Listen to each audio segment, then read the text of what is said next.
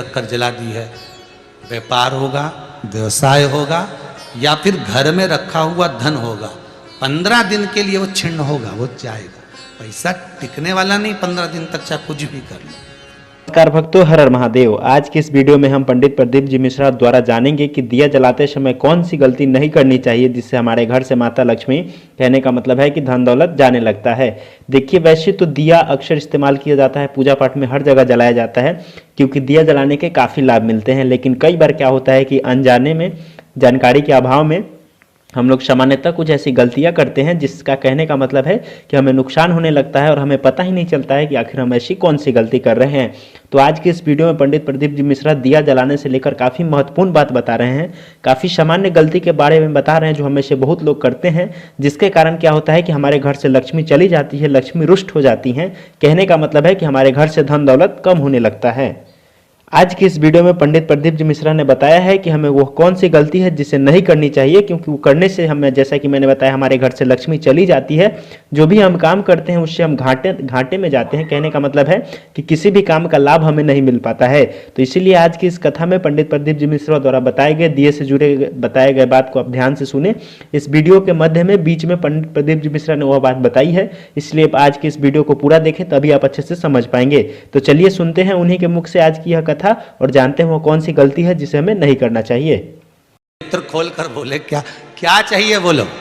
देखिए संबोधन, गरुण घंटी क्यों बजाई जाती है, मंदिर में घंटी क्यों बजाई जाती है, घंटाल क्यों बजाया जाता है, ताली क्यों बजाई जाती है मंदिर के अंदर, कारण क्या है। शंकर के मंदिर में घंटी क्यों बजाई जाती है, शंकर के मंदिर में उस घंटी को क्यों बजाया जाता है, ताली का नाद क्यों करा जाता है, शिव मंदिर में किस लिए करा जाता है। तो लिंग पुराण कहती है कि मंदिर के अंदर या घर के अंदर आप गरुण घंटी जब बजाते हो, घंटी का नाद जब करते हो, तो शिव महापुराण की कथा और लिंग पुराण की कथा, विष्णु पुराण की कथा कहती है, मात्र घंटी का नाद कर देने से जितने भूमि पर तीर्थ हैं, जितने साधक साधना कर रहे होते हैं, जितने तप कर रहे होते हैं, जितनी पवित्र नारी स्त्री पतिव्रता धर्म का पालन कर रही होती है, जितने दान पुण्य स्मरण हो रहे होते हैं, उस समय पर, जिस समय तुमने घंटी बजाई है, उस पल वो सारे पुण्य घंटी का नाद करते से तुम्हारे खाते में आ जाते हैं, मात्र घंटी का नाद कर देंगे। शंकर जी के मंदिर में जाकर ताली का नाद किया जाता है। ताली का नाद शिव मंदिर में क्यों बजाई जाती है, उसका कारण, उस मंदिर में जितने बैठे होंगे, जो भजन कर रहा, तप कर रहा, साधना कर रहा, अभिषेक कर रहा, पूजन कर रहा, 3 बार ताली बजाने से उनका सारा का पुण्य हमारे खाते में 1 सेकंड में आ गया। और हमें लगता है हम शंकर को रिझा रहे हैं, शंकर को रिझाया, शिव ने तुरंत दे दिया। घर में गरुण घंटी का नाद करना, इसलिए बच्चों को खेलने के लिए घंटी नहीं दी जाती। गरुण घंटी कोई खेलने के लिए नहीं देता, खिलौने दे देंगे, दूसरा सामान दे देंगे, पर गरुण घंटी नहीं देंगे।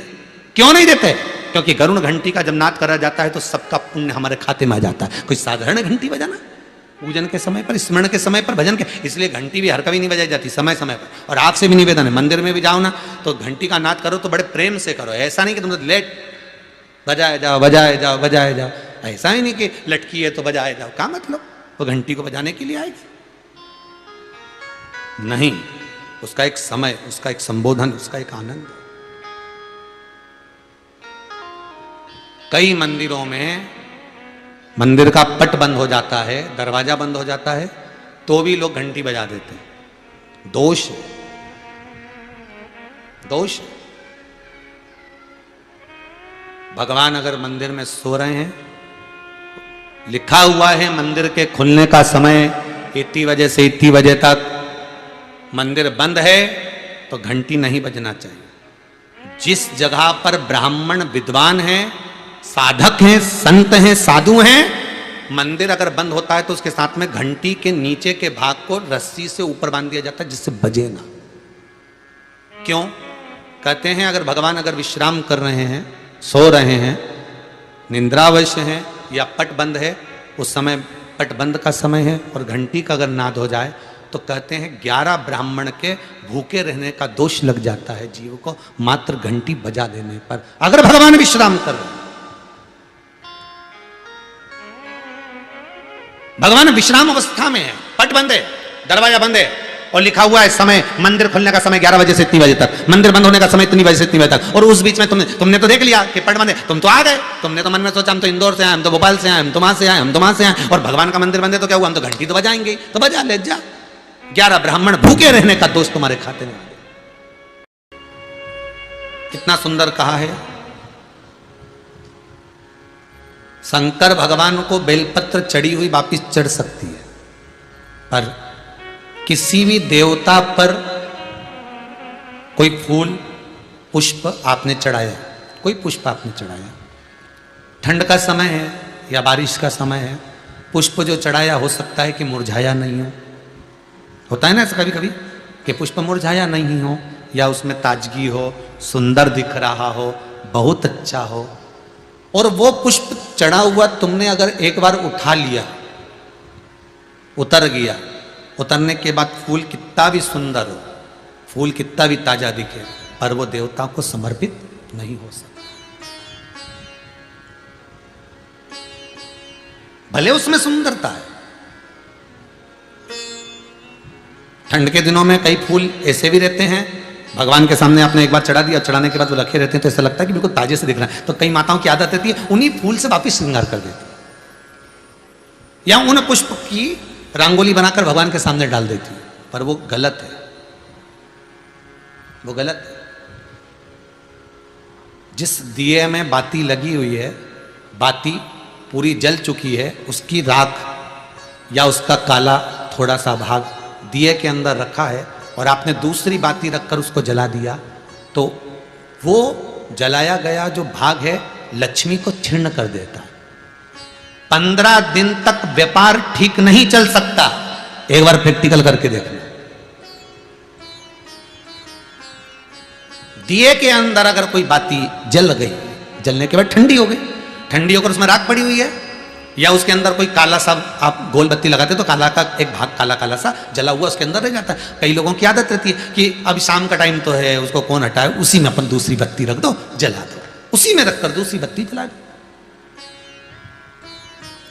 भाग उसी में पड़ा हुआ है पुराना, और आपने दूसरी बत्ती अगर रखकर जला दी है, व्यापार होगा, व्यवसाय होगा, या फिर घर में रखा हुआ धन होगा, 15 दिन के लिए वो छिन्न होगा, वो जाएगा।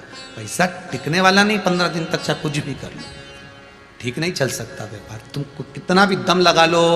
कई लोग कहते भी होंगे कि हमारी दुकान तो 8 दिन तो अच्छी चलती, 8 दिन के बाद नया क्या हो जाता है, 15 दिन अच्छी चलती, 15 दिन के बाद नया जाने क्या हो जाता है। तो उसमें गलती ढूंढो कि हम गलती क्या कर रहे हैं। नहीं तो व्यापार तो अच्छा चल रहा है, ग्राहक भी आ रहे हैं, सब कुछ होता है। जब 15 दिन ग्राहक आते हैं तो 15 दिन क्यों नहीं आते, 8 दिन ग्राहक आते हैं तो 8 दिन क्यों नहीं आते, उसके पीछे तुम्हारा कोई कारण होगा। फिर अपनी गलती को ढूंढो कि हमारी गलती क्या हो रही। तो उसमें आपको वर्णन किया था कि भगवान की बेलपत्री, भगवान का प्रसाद अगर पलंग पर रखा है तो दोषपूर्ण है।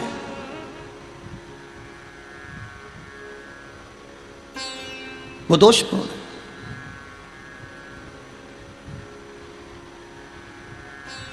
अब बाबा ने पूछ लिया, इंद्र मैंने माला आपको दी थी, वो माला कहाँ है? इंद्र कहते हैं मैंने तो एरावत को दे दी थी। एरावत से पूछा वो कहाँ है? मैंने तो अपनी मस्ती में फेंक दी, पांव के नीचे आ रही है। मैं तुझे श्राप देता हूं इंद्र, तो तेरी सत्ता के विमुख होगा। जितना तुझे तेरी सत्ता से प्रेम है इंद्र, तुझे अपना सिंहासन प्रिय है, मैं तुझे श्राप देता हूं कि तेरा वो सिंहासन तेरा छूट जाएगा। माला का अंतर देखिए, जिस माला को आप लेकर बड़े खुश होते हो, वो माला अगर सही जगह नहीं जाती, जिस भगवान की बेलपत्री को लेकर आप खुश होते हो वो बेलपत्री सही जगह नहीं जाती, जिस प्रसाद को लेकर आप खुश होते हो वो प्रसाद अगर सही जगह नहीं जाता तो उसका फल क्या भोगना पड़ता है वो देखिएगा।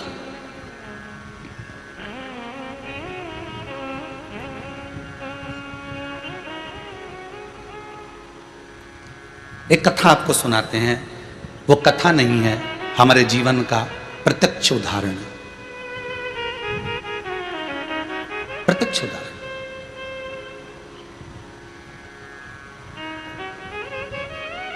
भवानी मंडी में भंवरलाल जी शर्मा रहते हैं, शायद वो कथा सुन रहे होंगे। वो कथा सुन रहे होंगे, ये मुझे विश्वास है। उनका नियम था हर महीने वो गोवर्धन नाथ जी की परिक्रमा करने जाते थे, और हमारा भी नियम था, हम गोवर्धन नाथ जी की परिक्रमा हर महीने करने जाते थे।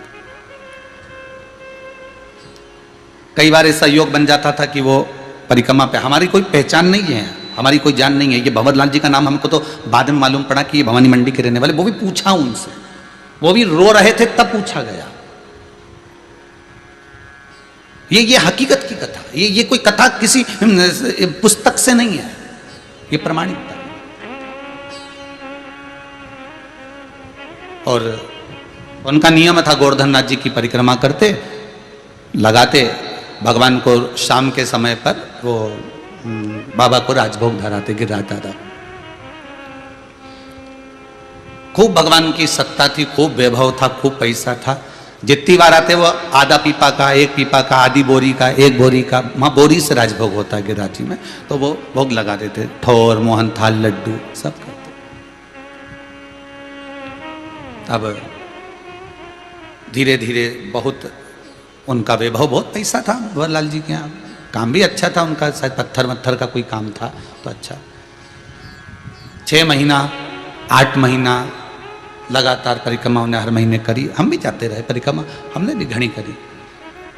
तो धीरे धीरे व्यापार उनका थोड़ा कम हुआ, जो उनका पत्थर का काम था वो धीरे धीरे एक जगह का कहीं बंद हो गया, दूसरी जगह का भी बंद हो गया, तीसरी जगह का भी बंद हो गया, बड़े दुखी हो गए।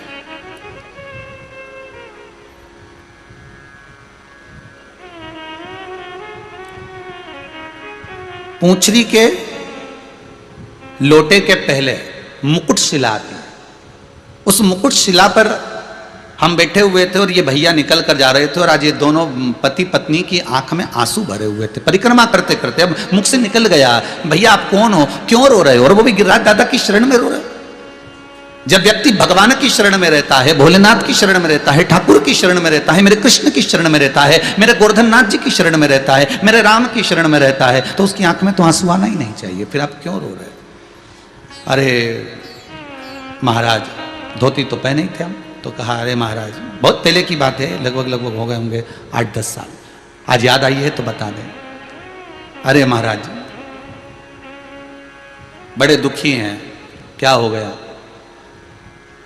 हर महीने आते हैं, बाबा बहुत सुनता था, खूब वैभव था, परंतु अब कुछ बचा नहीं है, अब तो भगवान को हम भोग भी नहीं लगा पा रहा, वो स्थिति। फिर भी हम लगाते तो हैं, थोड़ा बहुत जो बन जाता। हमने कहा कुछ नहीं, गिरिराज बाबा से विनती करो, ऐसी दशा क्यों लाकर छोड़ दी, दुख दिया है आपने तो सुख भी तो आप दोगे, आप विनती करो बाबा से कि ऐसा समय क्यों लाए हो, ये समय आखिर किस लिए आया। महाराज विनती तो हम हर बार आते हैं, हर बार करके जाते हैं, पहले परिवार समेत आते थे, अब तो दोनों आ रहे हैं, ठीक है। हाँ हमने देखा है आपको 2-3 बार, आप 2-4 बार परिक्रमा में दिखे हैं, दूध चढ़ाते, भोग लगाते, पर ये दशा क्यों।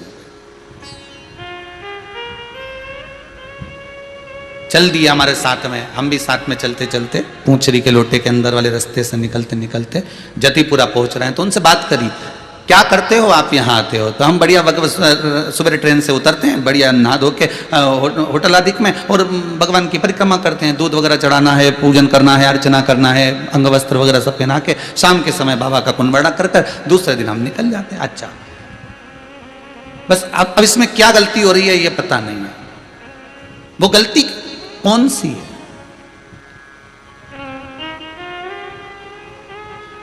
स्कंद पुराण में एक चीज बहुत पहले पड़ी हुई थी, बेलपत्री हो, प्रसाद हो, माला हो, इसका जब अपमान होता है तो व्यक्ति को रोना पड़ता है, ये स्कंद पुराण कहता है।